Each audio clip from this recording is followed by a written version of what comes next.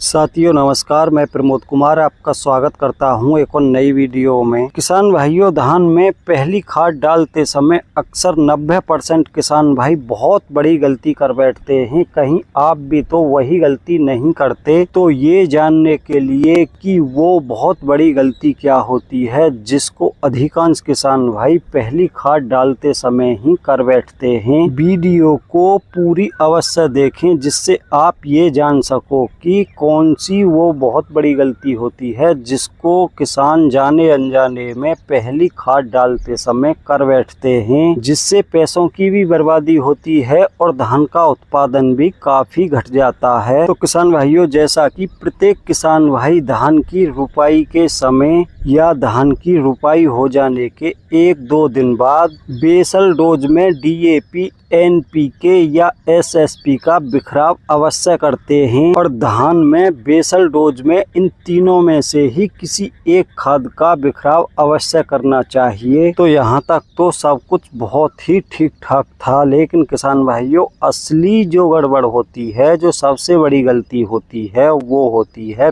पहली खाद डालते समय। क्योंकि धान में पहली खाद का बिखराव धान की रुपाई के लगभग 10 से 15 दिनों के अंदर प्रत्येक किसान भाई कर देता है और 10 से 15 दिनों के अंदर पहले खाद का बिखराव कर देना भी चाहिए। ये सबसे बेस्ट समय होता है। लेकिन यहीं पर अधिकांश किसान भाई एक बहुत बड़ी गलती कर बैठते हैं। तो उस गलती का किसान भाइयों को इतना बड़ा नुकसान उठाना पड़ता है कि जो खाद आपने बेसल डोज में डाले हैं, नहीं तो वो आपकी धान की फसल को मिल पाएंगे और नहीं फसल में पहली खाद का फायदा देखने को मिलेगा। क्योंकि धान में पहली खाद के रूप में अधिकांश किसान भाई यूरिया, जिंक और एक सीवीड्स आधारित खाद का बिखराव करते हैं। वहीं पर किसान भाई जाने अनजाने में ये गलती कर बैठते हैं कि वो यूरिया खाद के साथ जिंक सल्फेट को मिलाकर बिखराव कर देते हैं। जबकि किसान भाइयों, अगर आपने धान में बेसल डोज में DAP,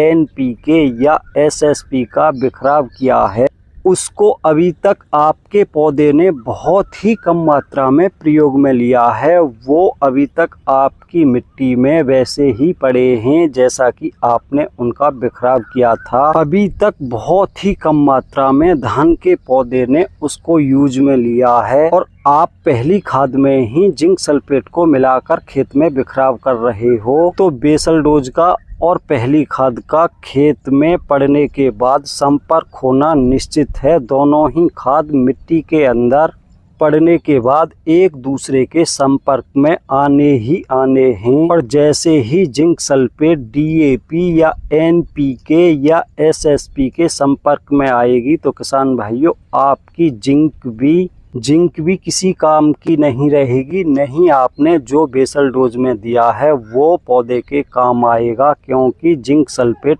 अगर इन तीनों में से किसी के संपर्क में आती है तो तुरंत एक रासायनिक क्रिया होती है जिसके कारण बेसल डोज भी बर्बाद हो गई और आपने जो पहली खाद के रूप में खादों का प्रयोग किया है जिसमें आपने जिंक सल्फेट मिलाई है, वो भी पूरी प्रकार से बर्बाद हो गए।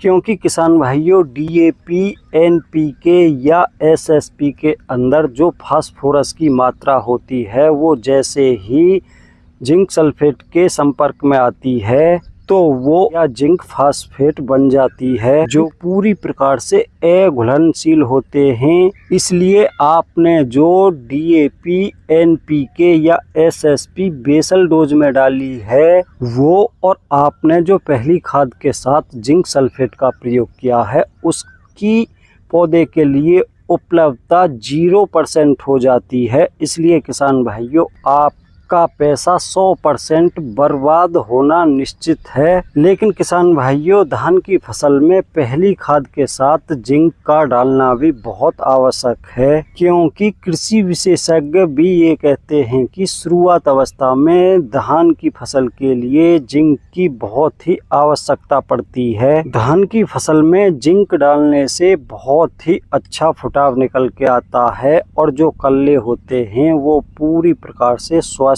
होते हैं। अगर धान की फसल में जिंक की कमी रहती है तो किसान भाइयों खैरा रोग देखने को मिलता है। इसलिए धान की फसल में कृषि विशेषज्ञ भी जिंक डालने की सिफारिश करते हैं। लेकिन किसान भाइयों बात फिर वही निकल के आती है कि अगर जिंक का प्रयोग किया जाए तो जो हमने बेसल डोज में दिया है वो भी पूरी प्रकार से बर्बाद हो जाएगा और जिंक भी पूरी प्रकार से बर्बाद हो जाएगी। तो किसान भाइयों जिंक की पूर्ति करने के लिए आपको धान की फसल में जिंक सल्फेट का प्रयोग नहीं करना चाहिए। जिंक सल्फेट के स्थान पर किसान भाइयों आप चिलेटेड जिंक का भी प्रयोग कर सकते हो या आप लिक्विड जिंक का भी प्रयोग कर सकते हो। जैसा कि किसान दोस्तों आप यहाँ पर देख पा रहे हो यूरिया खाद के साथ हम लिक्विड जिंक को मिला रहे हैं। ये यारावीटा प्रोकोट के नाम से आती है और इसको इस प्रकार से तैयार किया गया है कि इसको आप यूरिया खाद के साथ कोट करके आराम से आसानी से बिखराव कर सकते हो। इसके अंदर जो जिंक की मात्रा होती है वो जिंक सल्फेट नहीं होती, वो जिंक ऑक्साइड के रूप में होती है जो DAP NPK या SSP के साथ किसी भी प्रकार का रिएक्शन नहीं करती।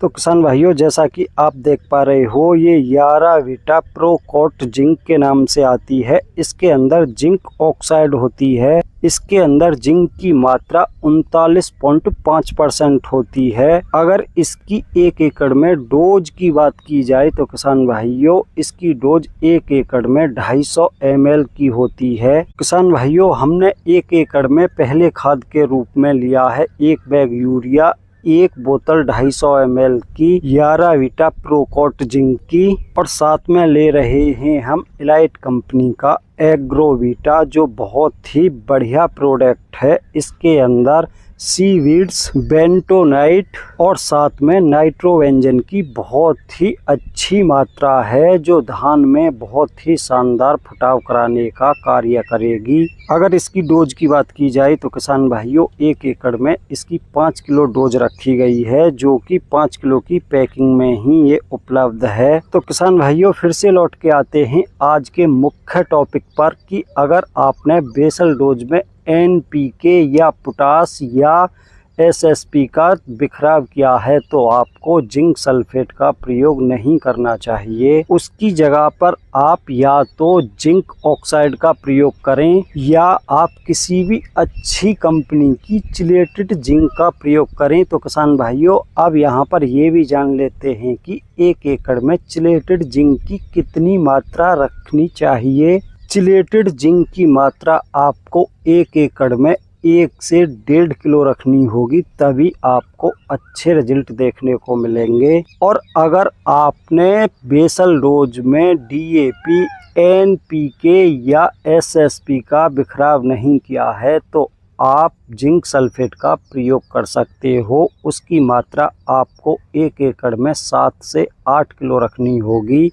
लेकिन अगर आपने धान में बेसल डोज में NPK, DAP या SSP का यूज किया है तो किसान भाइयों कम से कम 30 दिनों तक आपको धान की फसल में जिंक सल्फेट का प्रयोग करने से बचना चाहिए। तो किसान भाइयों अगर आप ये छोटी सी सावधानी बरतते हो तो आपको बहुत शानदार धान की फसल से उत्पादन मिलने वाला है। और लास्ट में किसान भाइयों आपको बताना चाहूँगा कि ये जो आप एग्रोवीटा देख रहे हो इलाइट इंटरनेशनल एग्रोलाइफ का एक प्रोडक्ट है, बहुत ही दमदार प्रोडक्ट है। अगर इसकी कीमत की बात की जाए तो किसान भाइयों इसके 5 किलो की पैकिंग की कीमत 350 रुपये है जो 1 एकड़ के लिए पर्याप्त मात्रा होती है। अगर आप इसको अपनी धान की फसल में लगाना चाहते हो और ये अगर आपको आपके क्षेत्र में उपलब्ध नहीं होती तो किसान भाइयों आप कमेंट करना, मैं आपके लिए इस कंपनी के अधिकारी का नंबर उपलब्ध कराऊंगा और उस नंबर पर